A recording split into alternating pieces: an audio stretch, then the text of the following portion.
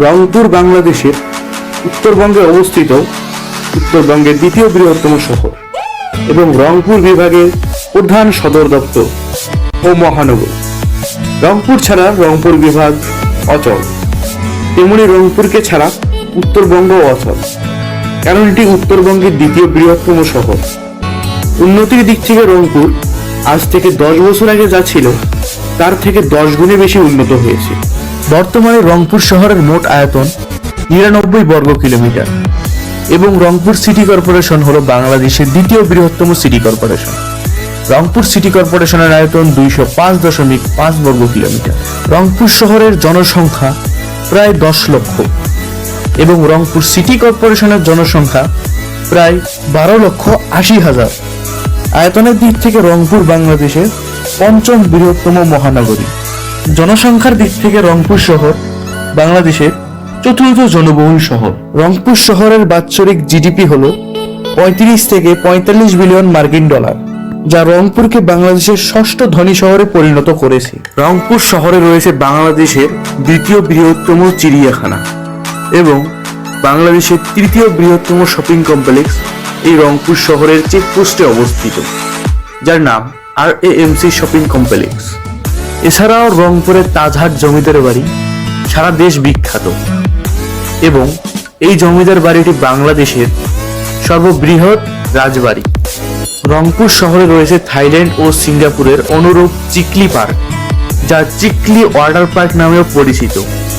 এটি দৈর্ঘ্যের দিক থেকে 2 কিলোমিটার, যা রংপুর শহরের প্রায় 2 কিলোমিটার এরিয়ায় ছড়িয়ে রয়েছে। রংপুরে রয়েছে বাংলাদেশের অন্যতম বড় একটি স্টেডিয়াম, যে স্টেডিয়ামটির দর্শক ধারণ ক্ষমতা প্রায় 25,000-এর মতো। আপনারা এখন দেখতে পাচ্ছেন রংপুর শহরের মেডিকেল মোড় চত্বর এলাকা। এটি রংপুর শহরের সবচেয়ে মূল্যবান এলাকা। শিক্ষার দিক থেকে বিভাগীয় শহর হিসেবে রংপুরের শিক্ষা ব্যবস্থা বেশ ভালো, তবে এখানে মেডিকেল বিশ্ববিদ্যালয় এবং ইঞ্জিনিয়ারিং বিশ্ববিদ্যালয় নেই, যা রাজশাহী শহরে রয়েছে, কিন্তু রংপুর শহরেও দ্রুত প্রতিষ্ঠা করা প্রয়োজন। রংপুর শহরে ছড়িয়ে রয়েছে অসংখ্য হাইরাইজ বিল্ডিং। রংপুর শহরের সবচেয়ে উঁচু ভবনটি হল রংপুর ইসলামপুর টাওয়ার, যা কিং হাসপাতালের পাশে অবস্থিত।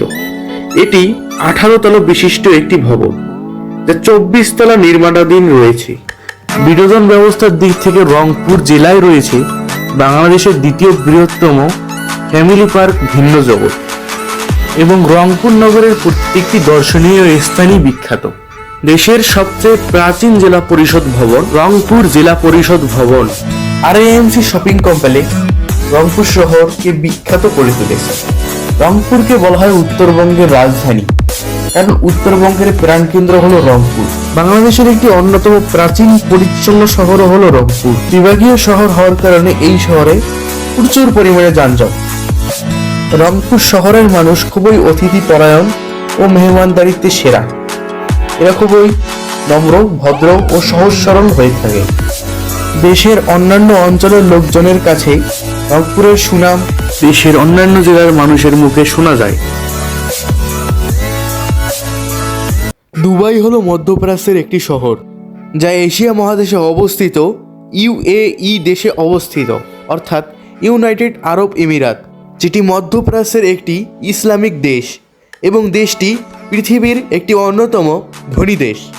দেশটিতে স্বর্ণের চেয়ে পানির মূল্য অনেক বেশি, কারণ দেশটির অধিকাংশ জায়গায় মরুভূমি দিয়ে ঢাকা রয়েছে, যে কারণে এখানে পানির অভাব প্রচুর দেখা যায়। দুবাই শহরটি পৃথিবীর অন্যতম 5টি শহরের মধ্যে একটি শহর। শহরটিতে প্রচুর হাইরাইজ বিল্ডিং দেখা যায় এবং পৃথিবীর সবথেকে উঁচুতর ভবন এই দুবাই শহরেই অবস্থিত, যার নাম প্রায় সবাই জানে। ভবনটি হলো বুর্জ খলিফা। এটি দুবাই শহরের পশ্চিম দিকে অবস্থিত। বুর্জ খলিফা নির্মিত হয়েছিল 2006 সালে। এটি নির্মাণ করতে প্রায় 30 বছরের মতো সময় লেগেছিল।